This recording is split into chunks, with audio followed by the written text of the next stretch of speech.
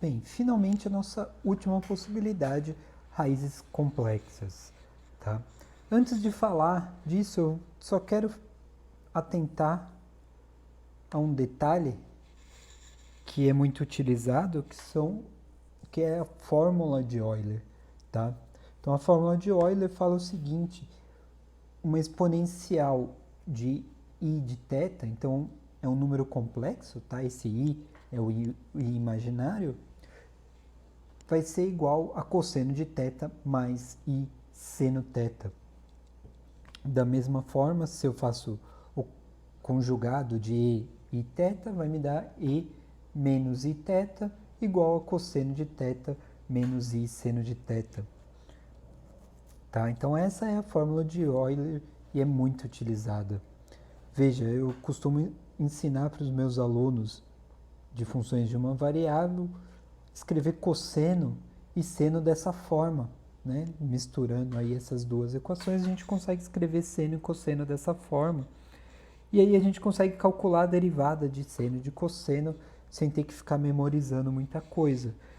No final das contas é só derivada de uma exponencial, lembrando que i é simplesmente uma constante, então ele sai para fora da derivada.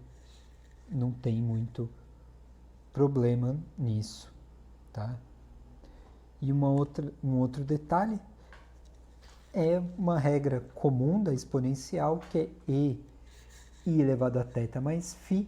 Eu consigo transformar como em duas bases de e e θ vezes e φ. E como eu só tenho a exponencial de θ complexa, eu posso escrever isso como e elevado a φ vezes cosseno de θ mais i seno de θ. Tá? Então vamos voltar para a nossa condição. Então a gente tem A duas linhas, mais B linha, mais C linha, a gente calcula a equação característica, a gente calcula as raízes e dessa vez a gente vê que a gente tem umas raízes complexas, que a gente pode escrever como alfa mais i beta e alfa menos i beta. Alfa é a parte real, beta a parte imaginária. Tá? Então nossa primeira solução, como que vai ser? E elevado a lambda 1. Né? Então eu tenho e elevado a lambda 1 vezes x é igual a e alfa mais i beta, tudo isso vezes x. Usando a propriedade que eu falei agora há pouco, eu separo isso em e alfa e i beta x. Então aí eu transformo essa exponencial complexa em cosseno de beta x mais i seno de beta x. Mesma coisa com a outra raiz, a diferença é que eu vou ter um sinal negativo. Tá? Aí tem algumas sutilezas que a gente pode ir mostrando. Tá? A gente tem que provar que as duas são independentes e tal.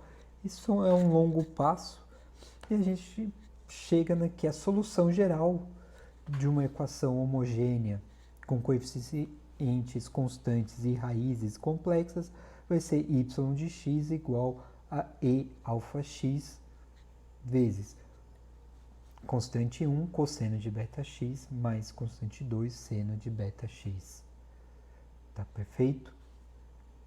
Então, fazendo esse exemplo, a gente obtém que a equação característica vai ter essa cara e meu lambda 1 e lambda 2 essa cara. Então, alfa para mim é igual a 1 e beta é igual a raiz de 3. Então, minha solução geral vai ser o quê?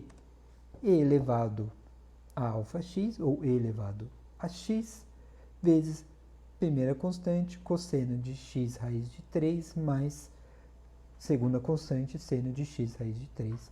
Aí eu só aplico aí as condições iniciais,